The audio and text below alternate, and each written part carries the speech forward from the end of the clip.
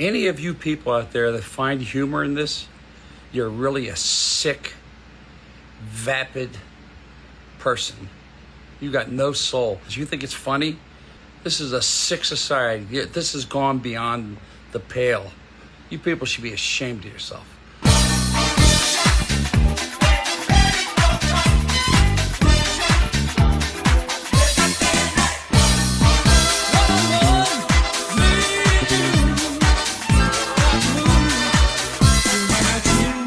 Welcome, everyone, to another episode of Frank Stallone. Who is this guy? I am your host, and with me, of course, four-time returning, not guest host, Doug. You are the co-host of this incredible show, the number one show on the network, by the way. Wow, really amazing. I feel honored that you asked me to be Dom's replacement. Although I did have some big shoes to fill, I hope I'm doing it honorably and admirably. This is a fun time doing these shows with you. What happened to Dom? Bless his heart. He wasn't having fun anymore. If you're not having fun, this could be a real drag to do. So I understand that. I appreciated his honesty and his willingness to go out on top, bow out as champ. So yeah, Dom bowed out as champ. We appreciate his great insights and humor. That's what we wanted. I didn't want a Dom. I wanted a Doug, if that makes sense. I don't want a Dom replacement. I just want Doug. You know, you're coming in, you're offering your Dugginess. So never heard it been called that before, but I appreciate it.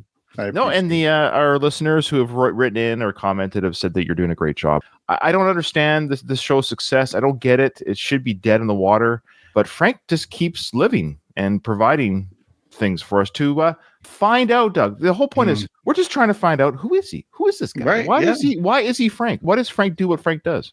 The good thing about Frank is he's the gift that keeps on giving. And I don't know if it's his lack of self-awareness or lack of awareness of general society and the norms and what's acceptable, but he's just a wealth of content for us. He's a beautiful creature. Well, our last episode we did, he was a guest on a podcast. What was that podcast again? Boy, I already forget. It was what amazing podcast. Oh, man. Okay. Yeah, well, that's how quickly it comes and goes out of our brains. But we have him returning on the Mike Torchia show. How many times has he been on Mike? I think this is the second time that we've covered. Now, Mike does mention the very beginning. I'm going to play the beginning because the whole beginning intro is a gong show. So we're going to play the beginning. So on this episode, Frank's not the only guest.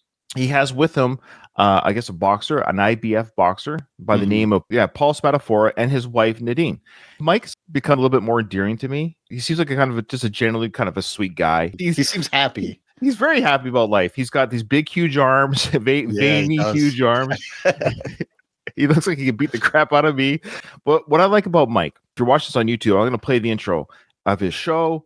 I love how he has a picture of himself at the age of 40. And then you see him as the host. So let's start the episode. He does the intro. So Mike will do the work for us. He'll intro the show, intro the guests. This is the Live Well and Thrive podcast, hosted by Michael Torchia, health and wellness expert. It's time to shape up, America. Hi, this is Mike Torchia, and welcome to Live Well and Thrive. I have an exciting group of friends here that you're going to enjoy their stories. I got Paul Spadafora and his lovely wife, Nadine. Nadine, yes. Sorry. Nadine, sorry. So he forgot her name. He does that later on too. Yeah, rule number one there, Mike. You're a great guy, but that's podcasting 101. When I've interviewed people on my show throughout the years, I've written down their name. I'm like, I practice in my mouth, like, okay, I have this guest. Do not F up their name. Just read it from the cue card. Do not mess up their name. This is the most important thing anyone has is their name. Isn't that right, Dave? You got me. That was good. All right, so he's just introduced Paul and his wife Nadine. Nadine's a lovely woman. She's pretty. You can tell she's extremely caring and patient. She actually runs a foundation or a group where she does help recovering substance abuse and stuff like that. So she seems to be in that field, which comes into play for her husband, Paul. We'll get into some of his stories. And then, of course, Mike's about to introduce Frank, who Mike says here he's been on many times, but twice on this current version of his podcast. Maybe he had a different show before the YouTube version, but here he goes. And Frank Stallone, as you know, has been on many times. Paul recently came out. So Frank said peace. Classic. It seems Frank and these guests have no connection other than, the love of boxing. I thought so too. Now we should let our listeners know. For our listeners, myself, Ryan, I listened to the first 23 minutes of the podcast, and Doug listened to the last 23. I have not heard the last 23. Doug has not heard the first 23. So again, the clips I'm presenting to Doug, he's never heard before. So he doesn't know how this podcast starts, and I don't know how the podcast ends, just like we did with the previous episodes. So just for our listeners' context, because you're asking questions like, how come Doug doesn't know this? Lest they think we're not prepared. I didn't clip it, but Frank does say something during the first half of this interview where he clarifies something to Mike. I think he says that's how they met, or that he seems to know them very well. There was some sort of indication. So I bet you Frank probably brought them onto the show. Yeah. All right. Yeah. Other than that, I don't know. There seems to be an indication that they might know each other. Because he mentions like, that's their son that they had together. Something like familial that he would know information about them. I was hoping that this was the beginning of Frank being Mike's permanent co-host or often co-host. I agree. You took one of my notes. If this was the Frank and Mike show, boy, the content we get for years to come. So, Mike, if you're watching this, please have Frank on. He could be your Ed McMahon, your Andy Richter. Just chiming in with, little bits of knowledge. Paul, the boxer here, who's promoting the book that Mike's about to mention. So Mike's going to introduce the book that he has on display there, that he's telling all the listeners that must read about Paul's life. That's why Paul's here to talk about his life and promote his book. With this amazing book, Fighting to the End, it's really something you've got to read this book. It's a must read. It'll tell his whole journey of what he's been through from his childhood to up to where he is today. Paul, welcome to the show. Now, bless Paul's heart. There's a couple things here. Paul scares me, so I'm going to be very careful. Okay. This guy, when I say somebody can be dangerous, do you know what he's done? Because you haven't heard the first half. Do you know any of his past of what he's done? Okay. All right. No. I'm going to be very careful, Paul. I'm not making fun of you. But some things you say and do might come off as humorous that Doug and our listeners might go, holy crap, and laugh at. So I make that clear because I don't want him to come after me. You sound like you're really concerned about this. A little bit. Okay. But that being said, I'm sure he's a sweetheart of a guy, but he's had a life. He's had a life is all I'm saying. Our first introduction to him is a little bit rough. Maybe he's nervous. He introduces himself and what the book's about, and Mike saves him. Thanks for having me. So tell me a little bit about the book and why you wrote this book. Pretty straightforward question, right? Tell me about the book and why'd you write it? I think so, yeah. You could say, well, I've had a troubled life. I've been in and out of the system. I've done certain things I'm not proud of. I'm here now. I'm alive. I have a beautiful wife. And I want to help anyone, whether you're in the boxing life or not the boxing life, to show that you can get out of that mess. It's a real honor to be here, Mike. Thanks for having me. Say that again after getting punched in the head 500 times a night. It's a combination of, I think, substance abuse and your head being caved in. Yeah, he's definitely punchy. Well, I basically asked for the book when Chris asked me if he could do that. I basically just at the time at the time that he did this, I was just I want to help people. I really want to help people. Well, the backstory so everybody understands. Okay, so Mike saves him a little bit here. Yeah, a little rough. I know. Again, maybe he's not used to or being a guest on a show. Mike maybe should have told him I'm going to ask you these questions. You might want to have something ready to go. But Mike, to his credit, bails him out. Okay, he looks uncomfortable too. He gets a little bit more comfortable as the show goes on. This next clip. Okay, he starts off the show literally with a bang. He talks about why he knew that alcohol and drugs taken a real bad turn in his life. Into these little benders with the alcohol and the drugs. And you didn't understand it until later on. When did you realize that you were sabotaging yourself and you needed to stop or make a change? Okay, so Mike, good question. When did you realize the drugs and alcohol, this is too much now? It's gone beyond recreational. Your life is being, it's taking quite a turn. When did you realize this? So when I was in the penitentiary. Okay, fair enough. I've landed myself in jail. Mm-hmm. And Mike asks a follow-up question, which all the listeners are probably wondering, why'd you go to jail? Dealing drugs, maybe? You had drugs in your possession? What are some reasons people could go to jail, Doug, for drugs? Is it like possession and just distribution? Or? Yeah, usually those are the main ones. All right, let's see why he went. And what were you One in jail time for? I was in a penitentiary. So Mike stepped on him there. He goes, what were you in jail for? Mm-hmm. And he gets back to it. I was in a penitentiary for shooting my wife. Oh, my God. What? I was in jail for shooting the woman next to me. Wow. And look at Frank's face. Yeah, he doesn't want any part of that. So to answer your question, maybe Frank doesn't know all this because he does react to this story the same way you and I just did. His eyes are up like, whoa, who did I bring on the show? Did we check for weapons before this episode started? Basically what happened was, actually, he might explain it really quickly. Here's here. You know what I mean?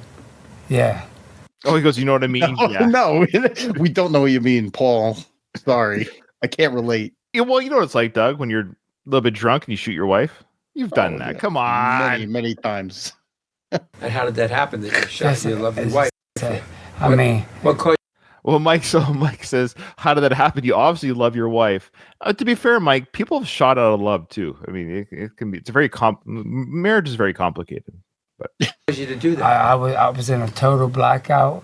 I was drinking. I wanted to go home. it He was wanted so- to keep drinking. Like, it was so stupid. It was just something. And then I got 2 flat tires. yeah, and then on top of that, And he it was- still wanted to keep terrifying for you, drinking. like shooting the woman It you love, was- like But I wasn't even Because you're mad. out. it was Like, I was more mad. Frank jumps in and he says, it must be very terrifying to shooting the woman you love. Yeah. What about her perspective, Frank? What's interesting here, this woman is an angel. I mean, I have a lovely wife and I have a wonderful, caring, beautiful wife. But boy, her temperament and her forgiveness level, it's beyond the bound. Yeah, she's definitely his ride or die, as they say. Yeah. She's sticking by his side through the worst of it. Now, I'm not going to make fun of Mike's setup here because he's got a studio. I don't have a studio. And I don't know if this is his engineer's fault or Frank set up the mics, but Nadine is the only one that has the mic working. Everyone else, I think, is feeding off of Nadine's mic. I don't know if you caught that. Everyone's audio is kind of hollow and quiet. Nadine, when she's talking, you hear her loud and clear. Everyone else is a little bit off. Then it's Frank, then Paul, and then last place is the host, Mike. Really? I didn't. Yeah. didn't See really if you pick can up catch on it. that. Listen to her talk. It's very clear. And then listen when someone else talks. Sounds more hollow and distant. Mad that, like, the whole situation, because he just kept wanting to drink and he kept taking me all these, like, bars that I didn't want to be at. So it was like, after he shot me, he was like, I can't believe you just shot me. Like, I couldn't breathe because obviously, you know what I mean? And then, like, You know what I mean, Doug. You can't breathe when you have a gunshot wound in your side. She's pretty composed from having been shot, if that's how she responded. You can't hear it. It's coming up very quickly here. So she just says, I can't breathe. I've been shot by my husband. And she sticks around with him. Frank says it very quickly and quietly. He's not trying to hide it, but you have to listen for it. But he says, that's devotion, boy. we were still arguing. that had Like, to be terrifying. and I wasn't scared of him. it was Like, you know, like when it, like they all thought, like, I was like, no, don't take him away. I need him. Like, you know what I mean? Like, as they're like taking him in handcuffs, like, Devotion, boy. That's devotion, boy. So she's pleading for the cops not to arrest the guy. Like, Doug, you're a cop, right? I am, yes. If you saw a woman bleeding from a Sure. gunshot wound, would you Mhm. have to arrest the guy that shot her, maybe? There's no what's the word I'm looking for? Like, you have to do it. Like, you can't. There's a word that cops always use when you can write a ticket or you don't have to, like, depending on how you're feeling in that moment. But No, you have no choice. No. The domestic 'Cause violence laws are very clear. Even if it was an accidental shooting, you still put the person under arrest because you're not the judge jury. You're just saying, look, we got some questions. You have a gun in your possession. Even if it was accidental, we have to place you under arrest until we figure this out. We just See can't the let facts presented at the time, and Yeah. we act based on that. Of course. Discretion, All right. that's the word. There's no discretion in domestic Now- violence cases. I don't know if I got the clip, but this guy, Paul, so there was one time that he was handcuffed. I think it was during this story. He was handcuffed.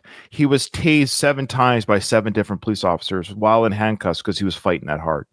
And he kept fighting back. He was so... Have you seen that kind of behavior before when someone's so drunk or on drugs that even tasing doesn't affect their... Very small handful of times in my career, but I see videos of it more Right. nowadays. And yeah, that seems like a very difficult situation to deal with. So Mike brings up the reason why she stuck around, Nadine, with Paul after being shot is because she's Italian. it's hard to So Nadine, you must be Italian. I am Italian. Okay. Russo. Only an Italian woman would stick with that would put up with or that shoot him. crazy- I can't think it's like, it's fine. It's fine. So It's fine. God. I should have married an Italian woman. I don't put the dishes in the dishwasher properly, I'm in trouble. But boy, if I married an yes. Italian woman, the kind of stuff I could get away with. Is that true? Is that I don't know. Are Italian No. women that way? My wife Samantha is half Italian, and Oh. no, she doesn't take shit. Oh, okay. She doesn't. She takes none of it. You haven't tried shooting her yet? Maybe I'll try that. See if All I right. can get her in line. Here's a love story. This is 2002 we met. Fighting. He just had his daughter. I just had a daughter. And we kind of bonded over that because we really didn't like our babies, peoples. They both had kids from a previous relationship. They both didn't like the people that they had children with. So they bonded over their mutual hatred of their partners who produced their children. So that's a good way to start. Okay. The love story continues. Together. Like I literally moved in his house like that the same day. Like as soon as we hooked up, we never left each other. One night in the hay, and they've lived together right Yeah. after that. And This seems like a very unhealthy and toxic relationship. I wish them all the best. They're still together. But to me, this is a lot. This is a lot for me. I couldn't handle this type of chaos. Yeah. Oh, I just wrote here, Frank is not sure what to do.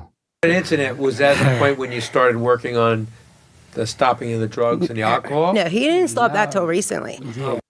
He's asking, like, is this when you started cleaning up your life? She's like, no, he hasn't been clean since till recently. Is he clean now? That's what it seems like. Yeah, he goes to AA meetings and stuff. Yeah, and I get it. I understand. It's a daily struggle. The saying is once an alcoholic, always an alcoholic, even if you're clean for 30 years, because you're daily struggle with it. So again, Paul, we wish you all the health and strength. Really? Yeah, I actually went to Pittsburgh to save him because he died 4 times. Because Paul's the type of person, if he's drinking and somebody hands him a pill, he's going to take the pill. And he don't care. He's like, oh, yeah. So he fentanyl. So Oh Frank my just goes, God.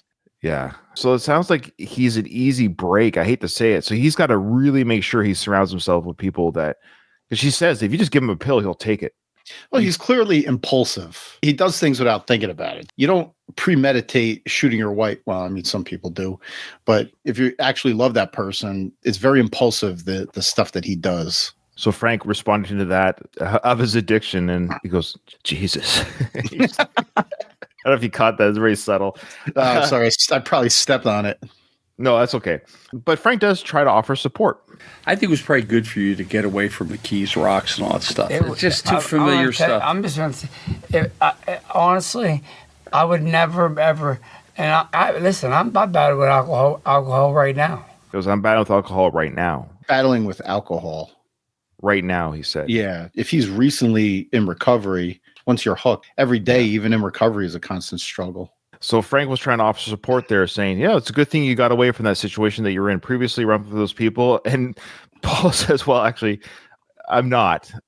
I'm battling with it right now. Frank's like, geez, I don't know what to do here. Frank, it's not very often that we see Frank speechless. He does pipe up. Don't worry, folks. This is Frank Stallone. Who is this guy? But fascinating interview in general that Frank's a part of. But Frank does chime in very quickly here. I call this clip Dr. Frank. You know what I'm saying? But it's every day. It's one day at a time. One day It at a really time. is one day at a time. I know guys have been sober. I mean, when I say like him, bad alcoholics. I love how he says, like him. Like him. The worst, the scum of the earth people like this guy right here.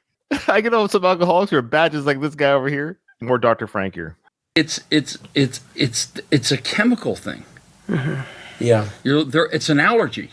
Have you ever heard of alcoholism referred to as an allergy? An allergy. I don't know, Frank. Can you elaborate, please? Well, that's what I love. So he refers to it as an allergy, which I think is a fantastic. I'm allergic to alcohol. Achoo! Get that stuff away from me. I get the sniffles. It's that time of year again. The alcohol just is getting to me. My eyes are tearing. Honey, put away the beer. I'm sneezing again. There's Dr. Frank. They drink. They're just their whole chemistry goes. They might be, hey, how you doing? Nice. I've seen guys after a few drinks. I go, so what do you think about it? They go, what'd you say, man? Yeah, they're ready to fight Whoa. you. I mean, it's like His segues, as we know, the Frank segues are all over the place. Yes, Frank, there are people who are born with the alcohol gene. We know this. This has been proven that they have a proclivity for drinking, that somebody can drink a glass of wine, they're fine. Somebody else drinks a glass of wine, they can become an alcoholic. As you know, alcohol affects people differently. Great. Yeah. That's the chemical thing he's probably referring to. It's innate in some people. That makes more sense than the allergy thing. Yeah, well, I'm not a doctor. I'm not Dr. Frank. Frank was also saying that, yes, some people can become angry drunks, and some people become lovable, goofy drunks. Again, it depends on your personality. So he's saying, yeah, some people have a couple of drinks, and you ask them, how you doing? And they look at you, I'm going to kill you. that's true. We've seen those type of drunks. I'm sure you have too, Doug, in your time. Absolutely. Frank mentions coming up here, he gives a call back to the allergies condition. A couple of my friends got life. You understand what I'm saying? So my best friend's doing 20 right now. And I'm just saying. This guy's surrounded by chaos. Like his best friend's doing 20. He talks later, I don't know if I have the clip, that he has a brother who's buried because of drugs. Poor guy. This guy is surrounded by chaos. Environmental factors in here, I do believe that the situation that you grow up in also contribute to, of course. It's not just all poor choices. If you're surrounded by it growing up, you're going to fall into it too. Absolutely. This poor guy, Paul, like it's unfortunate that people can't have me and Doug, we're not perfect parents, but I suspect your home. I've seen your family pictures and your family outings and your boys and your little girl. Like I see them and like, you can tell they're happy. You can always tell when there's a functioning, happy upbringing versus one that's chaotic. Right. And as an officer, of course, you've seen both sides of the coin. I have, unfortunately. Yeah. All right. As soon as I put something in that alcohol in my body, man, I think I'm the Incredible Hulk. I turn into somebody that I'm not. Yeah. It's almost it's a shame because it changes me. It changed me completely. My whole everything changed. So you're able. Very quiet, but he says that's the allergy. He says when you have the drink, you turn to the Incredible Hulk. So this guy's saying that every time I take a drink, I want to kill somebody. I want to shoot my wife. I want to punch people. When he's sober, he doesn't feel that way. So he's explained that, yes, he does become a changed personality when he drinks. And Frank says, that's the allergy. This is supposed to be a comedy podcast, Ryan. What are we doing? I know. I'm trying here. I'm trying. No, I know. We're going with the information that's given to us. This guy's got a hell of a backstory, so I might as well cover it. You know Oscar De La Hoya, right? Not personally, but I know who he is, yes. Yeah, I just like the moniker Frank calls him. It's like, put this way, Oscar De La Hoya is very upfront with it. Oscar De La Hoya, through his whole career, was a cokehead. Jeez.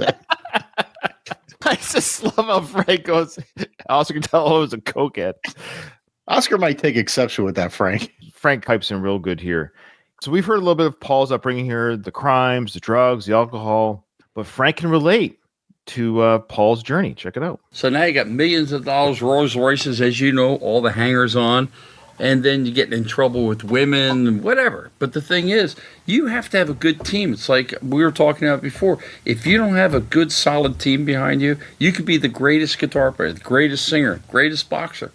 But if you don't have a team that is watching you and moving you in the right direction, I ain't no manager. We're back to that. Yes. Oh, he's talking about the team behind him. Yes. Even if you're the best guitar player, singer points to himself, and then he goes, or the best boxer points to Paul, your life can go to shite because I ain't no manager. And then Paul will step on him. I don't know if I got the clip, but Paul, she says afterwards, no, he goes, I had a great manager. Paul says, the mistakes are mine. Oh, imagine that. Yes. Imagine like self-reflection and actually like looking inward. Wow, Frank. You'll probably agree with me. The music world and the boxing world have a lot of similarities with the drugs, the alcohol. Yeah, bad issues. promoters and bad managers. So again, bad promoters, bad managers. Yeah. So look at him blaming the promoters and managers on his lack of success. Frank, where's your tell-all book? Now that would be a fun book to break down chapter by chapter. Holy shit. Yeah, that would be. You think he reads it himself, the audiobook? Oh, I hope so. Chapter 12. My hair was receding. Time to get plugs. You know what? He might actually write a book in the near future. He better hurry. Okay. So Paul jumps in here, I think. This is where he jumps in, I think. Let me tell you something, though. I'm going to tell you. I honestly, God, I swear to God, I love my managers to death, Jimmy. There you go. Mm-hmm. He talks about them, how great they were. And Frank's face is like, oof. Just me then? I'm the only one that had bad promoters and managers? Just me and Mickey? Is that it? Yeah. It wasn't them. They'd have to arrest me. I would need to be arrested. They would fly. I was living out here. So he goes on to say the choices he made were they would have to arrest me and lock me up because of the choices I made. My management did all they could to protect me and help me. They were incredible. So look at Frank's face because he knows he just kind of got shited on there. Yeah. Mike and Frank were saying, yeah, boxing and the rock and roll world, they're the same. And Paul's like, well, I don't know. I had a good team around me. It was my fault. It's very coherent of him to recognize that. So coming up here, Frank gives some incredible parenting advice. You're a parent, right, Doug? I am. I just had to tend to my children. That's right. We had a little bit of a break there, which the audio and visual audios knew nothing about. That's how good we are. We're such a seamless show. You're an editing master. Yes. And Frank gives some parenting advice because Frank, too, is a parent. He doesn't like to talk about it very often, if at all, ever.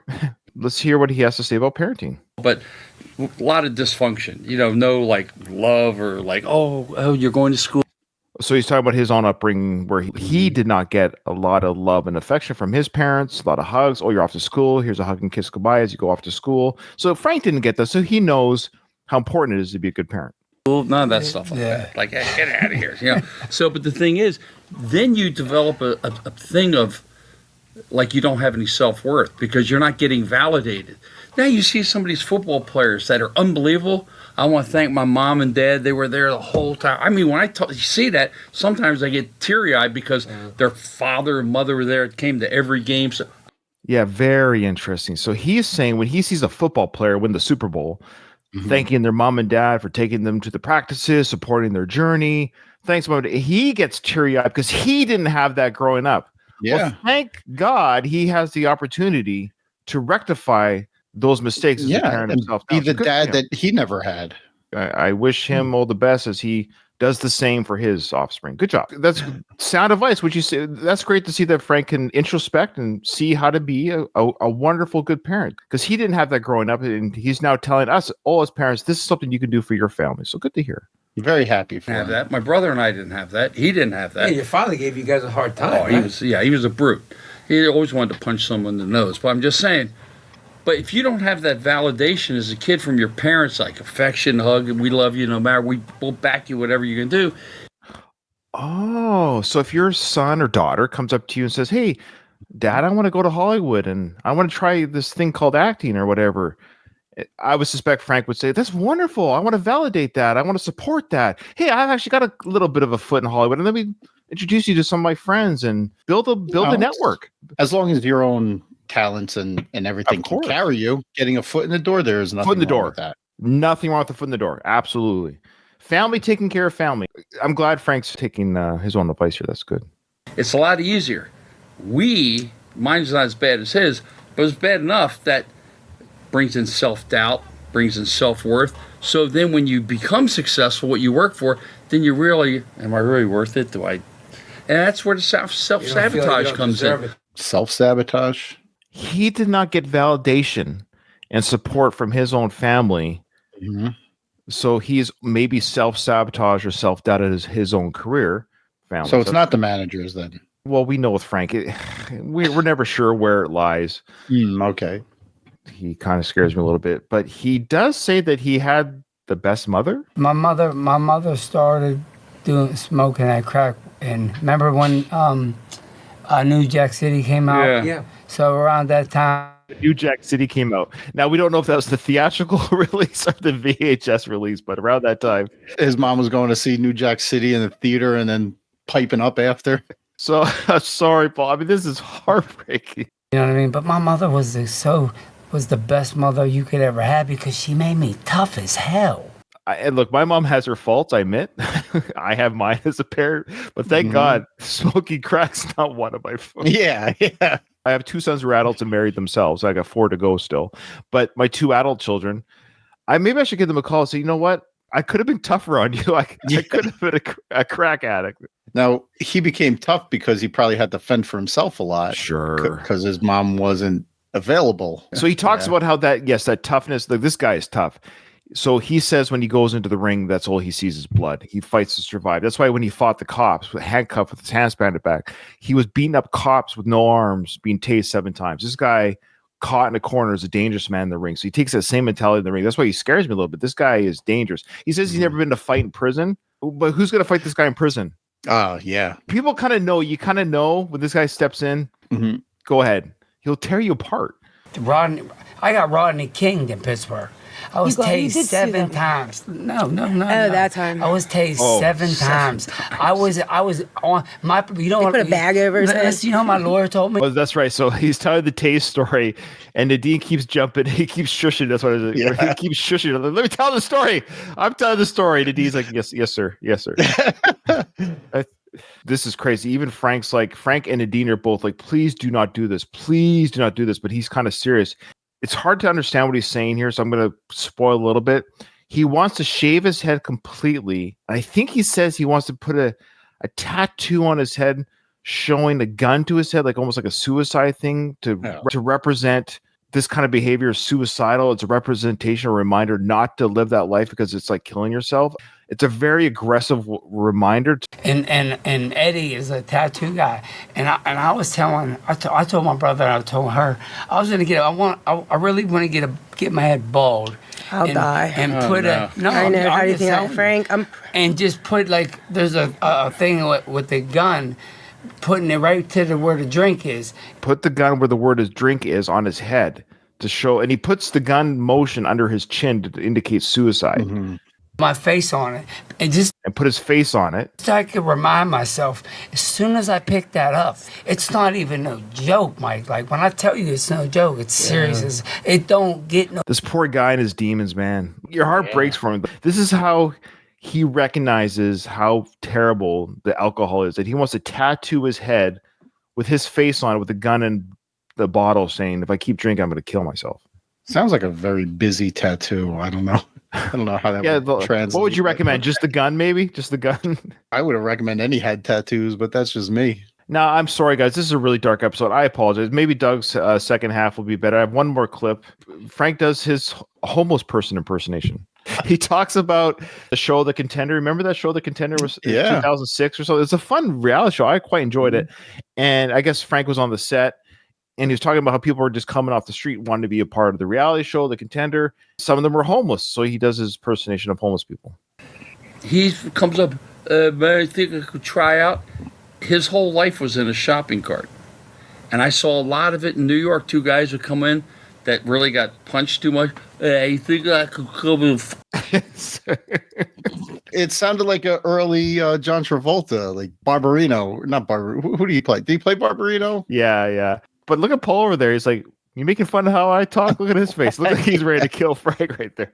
All right, that's all the clips I have. What do you have in your second half? We got a good balance here because yours was Paul heavy. All right. I went all Frank stuff because nice. As fascinating as I found Paul, he upset me because I just wanted to, smack him in the head and say, get it out. What are you trying to say? Because he stutters and stammers. If anybody wants to know how to define punchy, just listen to this guy speak. Well, they did talk about in the first half of the interview. It takes a special kind of person to put themselves in the ring. One good thing that Frank did say, I didn't clip it, was the type of person that gets in the ring to fight probably didn't have our upbringing. Right, yeah. I admit, I'm a baby. I don't want to be punched. Yeah. I can go my whole life without being knocked out, Doug. I can do it. I'm fine with that. Right, you got hobbyist boxers, but they're not exercise and sparring, that kind of thing. But you're not fighting pro, like really taking the headgear off and going to town. We love Frank's stream of consciousness, synapses firing so much that I got one here. I don't know what point he's trying to make. Oh, it's always valuable, whatever he's trying to make. He trains really hard. He was in the gym today. He loves it, but that's probably his, I hate to say it, like, when you're a little kid, you have a binky blanket. It's like your security thing. Yeah. He's comfortable in that thing because that's what he knows. And he also gives knowledge to young kids, which I guess it kind of vilifies yourself. In other words, you're passing on this information. You're doing something. You're channeling something good.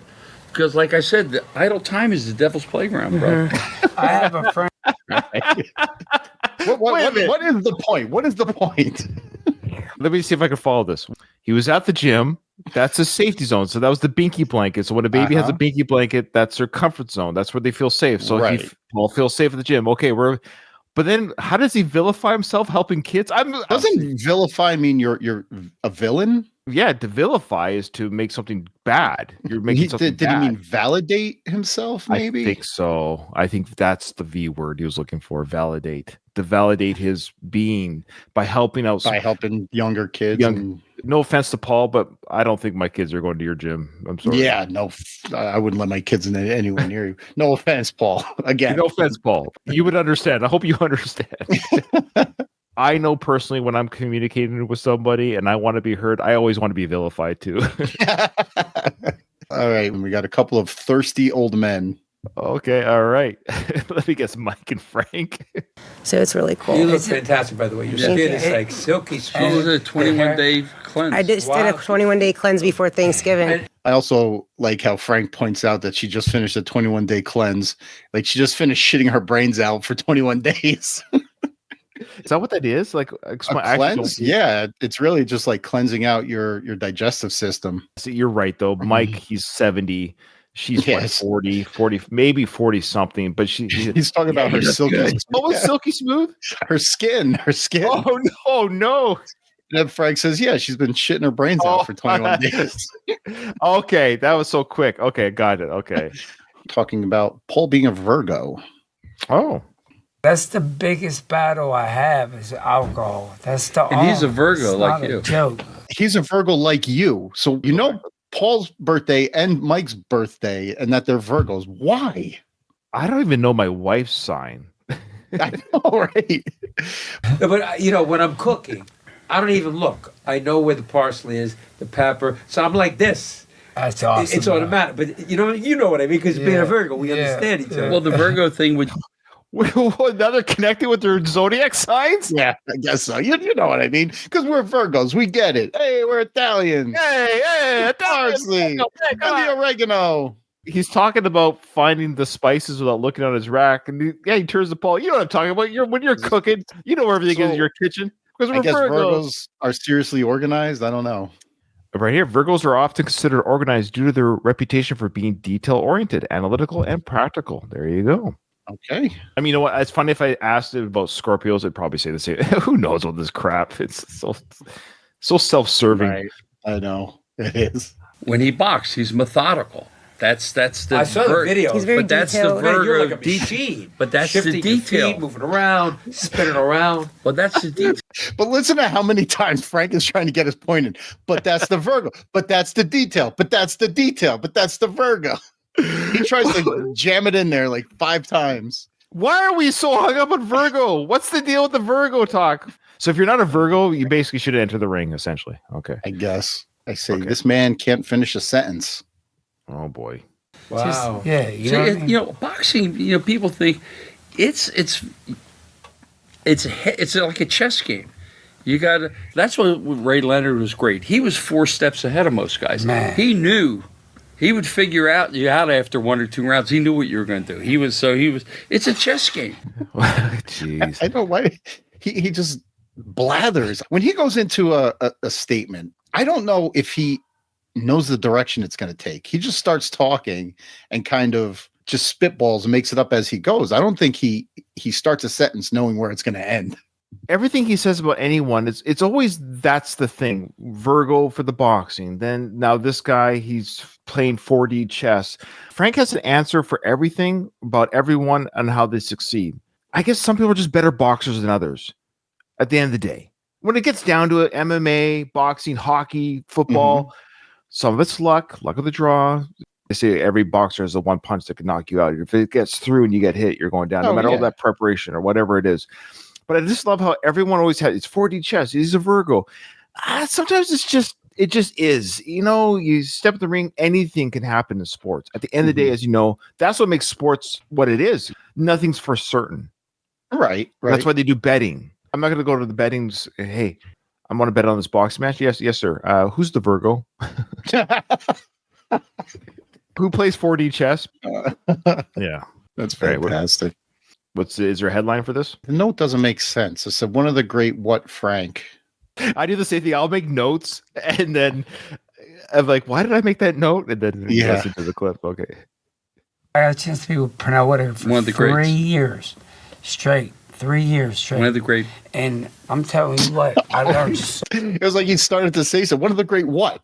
Like one of the great Greats, maybe one of the greatest ever. Like one of the great what? Boxers, maybe. Frank, to his credit, we know he's a boxing historian. That's his passion, his you know say his hobby passion, that he knows a lot about boxing. In his world, everyone's great. At some point, again, I love hockey, but if I start just listing off 1,000 different players, it gets to the point where, well, who really is good? I guess everyone's good to make the NHL because you have to make the NHL. So I guess in Frank's world, it's the same idea. To make it to the top, you got to be good. I get it because there's 1,000 boxers who never, make the light of day. Sure. Next, we go to now. Leading up to this clip, they were talking about southpaws. Oh, now great. when you hear the word southpaw, what's the first thing that pops into your mind? And do we know one of the most well-known southpaws in history or in movie history? Fiction? It would be Rocky. It would be Rocky movie. So they're talking for a while about southpaws, and I was just waiting for it. I was waiting for it, and here's the payoff. Did Frank disappoint? Let's see. Let's see. Because Tony told me I had to be a southpaw. He immediately kicked him out the gym. See, a lot of fighters don't want to fight southpaws because you're fighting a guy backwards. He's backwards to you. So you're used to fighting a guy where this jab's here, but this jab's... So it's like... I think Rocky explained it to Adrian on their first date. South Camden, southpaw. Like in Rocky. I don't want to use southpaws because they're backwards. Wow. Like Marvin... Oh, wow. I've never heard that story. What I don't understand, too, is I've heard now, and I'm not I'm not as smart as Frank regarding boxing anyways. I've heard now that that's really not so much. They learn both ways now. Like I've heard the best know how to fight both ways. Yeah. Well, that's what Paul was saying, that he's naturally a righty, but he learned how to fight southpaw. Oh, look at me. Look at me. Yeah. I didn't even hear that. Yeah, no, not even great insight. Like Frank should know that yes, that was in the Rocky film. We get that, but that was almost 50 years ago, and fighting has changed. That the people that are fighting today, I'll go back to hockey. The worst hockey team today, whoever's in last place right now of today, would destroy whatever team 50 years ago that was the best. Right. Yeah. The speed, power, size, they'd be destroyed. I say that about Major League Baseball too. Yeah, boxing, baseball. So I would say you get a boxer of today fighting Jack Dempsey. That boxer has so many skills and insights now in the science of that wasn't around back then. Right. Yeah, it's very scientific. Now keep this clip playing because Frank equates fighting both ways to another sport. Left-handed, he's right-handed. They switched him too. Because it's an advantage and a disadvantage. That's why he's so good. That's why and he he fought was both so sides. good at So does Crawford can fight both sides. Like Mickey Mantle could hit both sides. He's kind of saying how rare it is. You know what I mean? Like these are special cases, guys that can fight both ways. And Mickey Mantle, although yes, he was one of the greatest without question, the greatest switch hitter of all time. There have been thousands. It's not that rare to be a switch hitter. I do like the shot here. Again, our audio listeners won't see what I'm talking about. The different camera work in Mike Torchia's studio. But I love how they got a screen there with the podcast symbol. I like how the shot here of everyone here. But you got the Mike Torchia, live well and thrive. What do you think that picture there of Mike's face 20 years ago? At least, yeah. That's probably Mike in his prime. Sure. He's very handsome, fuller head of hair, much younger. But I'm not trying to be rude, but it's almost like catfishing your audience a little bit. Yeah, come on. Mm-hmm. Sure, I was very handsome when I was a teenager. We're not those men anymore, Paulo. And for the audio only listeners, maybe that's the picture they have in mind. Oh, that's true. That's true. Next, we got. I said they pay Frank no mind. Why is he even here? Yeah, okay. Fighting? Always fighting. Always fighting. Oof. Did she snort? Coughing. She coughs into the mic more than once. It must have come in the second half more than she probably held it in for the first half. Okay, she did pretty good for the first half. Okay, yeah. Poor Nadine, and she's the one with the best mic too. Yeah. I say fighters are born. You can't. It's something inside. Whether Virgo. Yeah, that's right. Like Hagen does, whether it's judo, whether it's boxing, whether it's karate. When you get to the level of world championship, they're born. You can't make it. You can't develop it. It's like a singer. You can't teach someone to sing. Singers can sing. and then improve on their singing, but they know how to sing. You know, if a kid is just uncoordinated, he's just like it's just innate. It's just something you're born with. How old were you when you? Yeah, we can also get into what he says, but right here, Mike goes back to Paul and asks him like a question unrelated to anything Frank says. Okay, I see. So Frank was basically saying, yeah, he's right in the sense, again, people are born able to do certain things. It is weird. I don't know how the human. I don't get it. I don't get why humans even exist, and I don't understand why we are born with different abilities, different bone structures, different physical strengths, different brain IQs, and DNA is a crazy thing I don't understand. He's right. I actually can't sing. To some degree, I'm sure if you trained me with a professional singer, at some point I might be able to pass off as decent with enough training. But naturally, some people just come out of the womb singing. What if you started training when you were 6 years old? Maybe. You're right. Some are naturally drawn to things. That's the other thing too. It's like one of my favorite guitarists, of course, was Slash from Guns N' Roses. He talked about how it was just in him. He just picked up a guitar and he never stopped. He literally played till his fingers bled every day. After it's all he would do is play. That you don't teach that. Is what I'm saying. He was born with that drive. I got to play this freaking guitar. Mm-hmm. My brother-in-law, he's my wife's brother. Born in Korea, my in-laws adopted him when he was very young, 3 months old or whatever. Wow. And the kid had never had any formal training, but he is smart as a whip, phenomenal at anything he picks up. He's a great musician, played keyboard, guitar, a wonderful artist. Without any training, became a tattoo artist. He's just gifted. He's Korean by blood. Korean by blood, yeah. Having all that talent and doing almost nothing with it. Like he's 30 years old and he doesn't have a job and he doesn't have any direction in life. But just to have that talent, just to be born with stuff like that is incredible. That is interesting. Not athletic though. Good skateboarder, but not like athletic. But some people are, I guess, more drawn to the arts. Some are more drawn to sports, I guess. So I mean, in a way, I think I agree with Frank here. The funny thing about Frank, it's not about him being wrong all the time. It's not even about that. It's just presentation. Yeah, it's the presentation is hilarious. Okay, so he gave about 2 minutes of sound clear. Yeah, we're just sort of born with it, and do we hone it? So you're saying Mike doesn't tag this? Is that what you're saying? Not one iota. Okay, let's check it out. How to sing. If a kid is just uncoordinated, he's just like it's just innate. It's just something you're born with. How old were you when you won in '99 the IPF? 23. Look at Frank's face. Oh, poor Frank. I never felt so bad for him here. This is really... Yeah, he's like, I really, really nailed that one. I hit that one home and nothing. Nothing. So, Paul, how old were you when you won the belt? And Frank's like... Yeah, exactly. That's what I. And who did you beat in '99? Israel Cardona. Wow. Tough guy. Yeah. Dynamite drop in, Monty. All right, that one was a quick cut. But do you think that Frank even knows who Israel Cardona is, or is he just hears a name and he's a fighter? He's probably pretty tough. Okay, tell me that so-and-so fought so-and-so. Okay. Yeah. Back when Frankie Edgar and John Jones had that big fat... Tough guys. Tough guys. Yeah. See, I don't know who they are, but I assume if they're the MMA kicking each other's ass, they're probably tough guys. Pretty tough. Yeah. That's what I was... Some things you could glean just by the context clues. All right. My only note here is wrong. Let me tell you something. But I gotta Tell when he hit you. You didn't even know where you were. That was Sosa. That was Sosa. That was So Sosa. let me tell you something. Oof. Wrong guy. So he said that he's like, that guy hit you and you didn't even know where you were. And the wife corrects him. And he's like, oh, yeah. Because he had the wrong fighter. It was wrong. Let me tell you something. But I gotta Tell when he hit you. You didn't even know where you were. That was Sosa. That was Sosa. Oh, the Dean comes in and corrects Frank. Oh, poor Frank. He should have just said he hit you. I know. He's like, I just want to be part of the conversation. Oh, poor Frank. All right. What city is he talking about? Oh, is it the governor of Yor? It might be somewhere in that vein. I don't know. It's considered one of the, where he's from, McKees Rock's considered probably one of the roughest cities in the United States. I mean, where?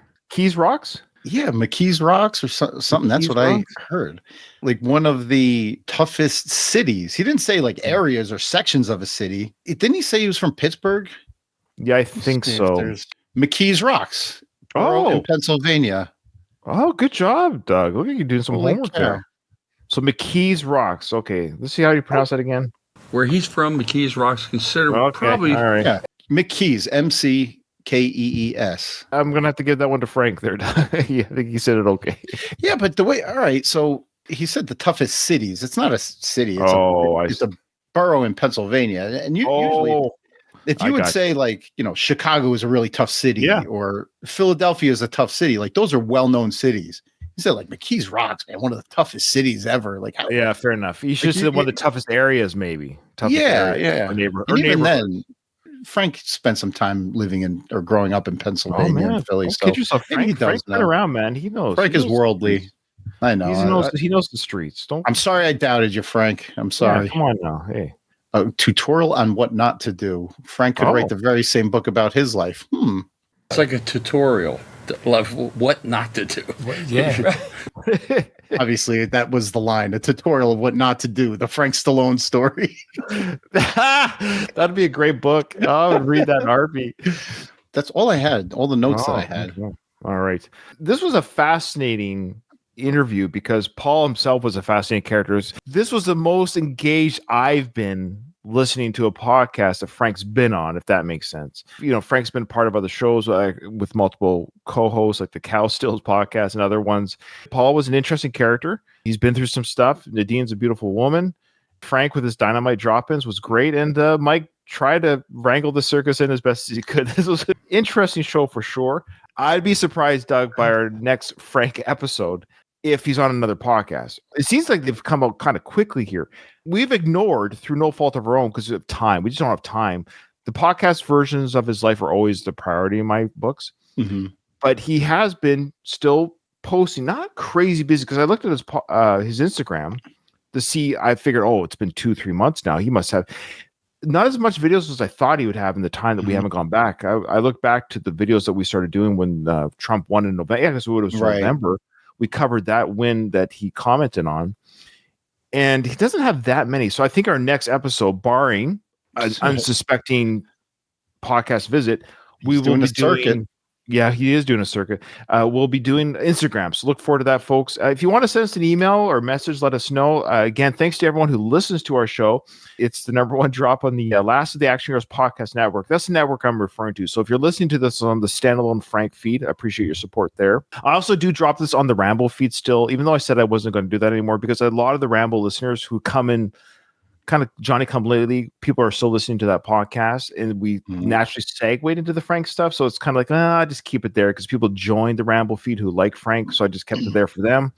I kind of created the Frank Stallone feed just as a joke, almost, that anyone might actually be looking for a Frank Stallone podcast. Yeah, you never know. You never know. It's the same with the YouTube version. I put it on the Ramble page and Frank Stallone's Stallone page. So Frank, he's everywhere. I thank all you listeners for making this a fun show. Yeah, this is great. So this was a lot of fun, of course. Yeah, that's it for now, guys. Until the next episode, it's probably be Instagram. We'll see each other, Doug, no more than 4 weeks. We'll promise no more than a month between episodes. Okay. We can make that promise. Yeah. Adios. That concludes another episode of Frank Stallone. Who is this guy?